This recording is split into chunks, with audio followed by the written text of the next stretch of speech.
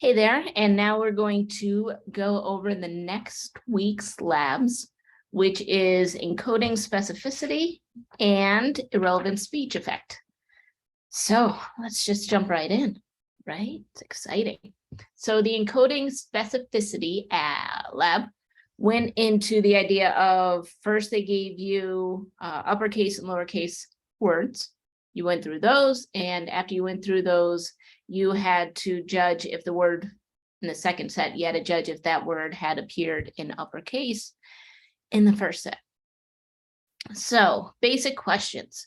According to the encoding specificity principle, what is the most important factor for recall? So what we're looking for here is that anytime there's memory retrieval, according to encoding specificity principle, is whether or not the processing at the time of encoding is consistent with the processing that is done at the time of retrieval. So memory retrieval is going to be best when the conditions for encoding and retrieval are congruent, that they're going to be the same. And that involves the cues that we had in this lab from the study to the test. So the next question, do cues always help with memory study and recall? Most people get this one wrong because you think that cues are going to be helpful. And for the most part, they are, but the actual answer is not always.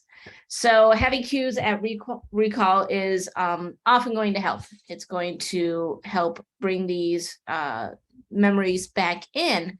But a strong cue that happens can actually hurt if the word being studied, if the word that was being studied well being paired with a weak cue. So what matters most is whether or not the conditions or the context at encoding are similar to the conditions at retrieval. Cue that is present during the test, but is not during studying can actually hinder your memory performance, therefore your memory on the test. Advanced questions. To get your driver's license, one must usually pass a written exam as well as an in-car driving test. From what you know about encoding specificity, why is the in-car test so important? So an individual may show that they know everything that they can possibly know about being a good driver on a written exam, but this doesn't actually match up with the information they can demonstrate while in a car situation. So based on the encoding specificity principle, the demonstration has taught us that even if you learn information under particular conditions, that information might not be easily assessed during different conditions. So if you learn it reading from a book, which a lot of us learn from a book for driver education, being able to apply it, that's a whole different story. So it's important to see if drivers are able to take the things that they learn from the books and in that classroom, if you had a driver ed class, and then apply it to a real life scenario. So on Sunday morning, a man sees someone at brunch that he recognizes, but he can't think of their name or where he knows them from. The next day at work, he sees the same person again, but this time he knows their name right away. So why might this be? I think we've all experienced this at one time or another. We know someone from one area of life, and then whether it is the change of clothes or the change of environment, or you're just not expecting to see that person there, it's really hard to compute. So it's often difficult to recognize someone out of context. And this all relates to that encoding specificity principle. So when you meet someone at work, there's going to be certain cues that are going to help you identify them. Maybe they dress a certain way at the office, or they're always in a certain building. But when that person is encountered outside of those cues, in a new location or a new situation, there's not going to be any of these cues that you're used to help identify them. So this is why recognize them is going to be difficult. So if you ever come across someone like that and you forget their name, just reference this lab and go into a long, drawn out explanation, and it'll be fine. They won't feel slighted at all. They'll probably just be bored. So you have a friend who's taking a physics course at 8 a.m. and is performing poorly on the exams. They tell you they've been studying for class almost every night, and they're still not performing well. Using the information that your friend's given you and what you know about encoding specificity, what advice would you give them? So we know that encoding information in the same conditions as the testing conditions is going to help recall performance. So what you might want to do is recommend to your friend that they go ahead and study in the morning because they're taking the test in the morning. So your biochemistry is going to change throughout the day. So it's helpful if they study under the exact same circumstances that they'll be taking the exam, which would be 8 a.m., not at night as they're studying now. Using some findings surrounding encoding specificity, what suggestions about studying would you give someone who wanted to improve their performance? So this one kind of piggybacks off the other one. That one talked about the biochemistry and the importance of that. But there's also other components like what kind of exam is usually given. Is it an essay? Is it a multiple choice? Studying for those two can actually be very different. If you are studying for a multiple choice exam, it's probably better to give yourself multiple options that seem like they could be viable. Again, study under the same conditions. You might want to take into consideration everything from the time of the day, the mood, the environment, and even something as basic as have you eaten. So if you're not a breakfast person and your class is at 8 a.m., obviously you're probably going to have a little bit of hunger kick in. So try and replicate that while you're studying. You have lost your keys. What can you do to help yourself remember where you might have last left them? So what you want to do is you want to get yourself into that same state of mind as the last time that you remember having the keys. You want to try and retrace your steps, doing the same things that you were at that time. If you remember, coming in and taking the dog for a walk, go back through those steps to maybe retrace to understand. So it's important to understand that recall is going to be that interaction between one's processing at the encoding and processing at the retrieval time. So getting yourself into that state where you are similar to where you were at that time. So at retrieval, making sure that the encoding is the same, the cues are the same, that's going to help trigger your memory and remind you that you did in fact leave the milk in your car and left your keys in the fridge. And finally, the post-lab discussion question from the graph results in this demonstration. Which study test cue pairs are important for identifying encoding specificity effect? So there's two sets of comparisons.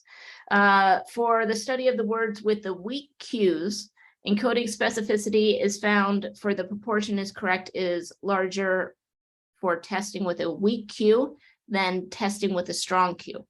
Likewise, for study of words with a strong cue, encoding specificity is found if the proportion correct is larger for testing with a strong cue versus the weak cue. All right. Hope that makes sense to you all. Let's hop on to the next one, shall we? The irrelevant speech effect. So in this lab, it gave you a series of random letters that you had to memorize and then respond with those letters. Then it threw a wrench in by randomly having a woman speak, it seems like German, speak German at you, while you are trying to remember these letters. So in this demonstration, what result is expected if a participant shows the irrelevant speech effect? The effect is going to show if they remembered more letters from the list in a quiet condition than with the irrelevant speech condition. So the German woman speaking at you. If you remembered more from the quiet scene versus the German scene, that is the irrelevant speech effect. How is visual information stored in working memory and how this might explain the irrelevant speech thought? So it's thought that visual information, so letters, numbers, words, they are translated into phonological code, and that is stored in the same area that speech information is stored in this working memory. The working memory isn't massive, and it's a quick processing area. So they are both stored in the same area. So since the visual information and the speech information are stored in the same place, you could imagine that there's going to be some rock'em sock'em robot action going on in there, and there's going to be a battle between the two, causing interference. Next, how might attention play a role in a relevant speech effect? So obviously, attention is needed to fully process information. If we're not focused on it, if we're not paying attention to it, we're not going to process it at all or not well at all. So to remember a sequence of numbers, you need to pay attention to those numbers. A relevant speech is going to come in and interrupt your attention, and therefore it's not going to allow you to process the number sequence to the same level that you could before. So while I was going through it, you know, in the quiet setting, I would repeat the letters to myself, right? I have full focus on it and repeating it. Once Hilda, let's call her Hilda, starts talking in her German, I'm interrupted. I can't, you know, keep that repetition going. And also it's almost natural for me to try and pick up what they're saying. Are there any words I recognize? Like, you know, you want to try and eavesdrop on Hilda's conversation with Johann or whoever. So while attention is selective in that it's able to process certain information while ignoring others, it doesn't seem to be completely, even if you have the best attention, you are likely still not going to be able to ignore that irrelevant speech effect. So you have an important exam tomorrow, and your roommates ask you if they can have people over for just a small party, just a tiny little party. They promise that you can have the whole upstairs and no one will bother you. Will this allow you to effectively study for your exam? Well, a couple components here. One, if any of us have lived in college housing, we know that those walls are thin. You are going to hear them. You're going to hear them. I'm sure that they're not having a nice little wine gathering with some cheese and cracker. No, it's probably going to be. So your roommates are slightly jerky, but also it will not allow you to effectively study for your exam. The key issue is not whether you can hear the noise. The key issue, I'm sorry, is going to be whether you can hear the noise or not, but we're going to be under the assumption that you can hear the noise. It's a college apartment. So you're going to hear the music, you're going to hear the party, you're going to be here laughing, you're going to hear your friend jump up on the table for her nightly dance routine. I don't know what goes on. So we know from the findings related to this demonstration that irrelevant speech can 100% impair your ability to recall information. Therefore, if you could hear anything from the party, your studying just won't be as effective as if it was quiet. And let's not forget the whole FOMO that you're going to have while they're out there having fun and you're reading up on quantum physics. If a person gets a phone call while watching television, they're likely to mute the television in order to hear the person they're talking to more clearly. After learning about irrelevant speech effect, can you think of another reason why muting the television allows a person to communicate on the phone more effectively? So it does two things to allow for communication more effectively. First, it eliminates the sounds from the television that could distract you from listening.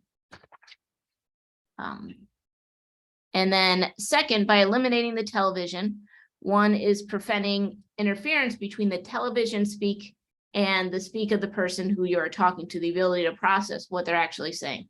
You'll be able to better remember anything that they're saying by removing that interference. And I found that even with mute, that's not always as effective because I will then just start watching to see which Desperate Housewife is, or not Desperate Housewives, what are they? Real Housewife. Real Housewife is yelling at the other person. So I'll try and read their lips, or worse than that, if I just mute it, I'm going to miss out on all of the drama. And who wants that? So it's better to just pause it, I think. Actually, if it's Real Housewives, maybe just turn it off. All right. So let's say in this demonstration, the participants were presented with audio tones instead of the Hilda's German speech. So do you think performance would be improved, further impaired, or the same? And why? And you say, hey, that's a great question. I know, that's what I do. So in this scenario, your performance or the participant's performance is still going to be impaired, but it's not going to be to the same extent if tones are used rather than Hilda's German. The reason for this is because the tones are going to cause some memory interruption because they're going to distract you, but it's not going to use the same phonological working memory component that the speech would. So while it's going to be a distraction, it's not going to actually hinder the processing component. So yes, still cause an issue, but not as strong of one. The last question on that was just about your experience in the demonstration.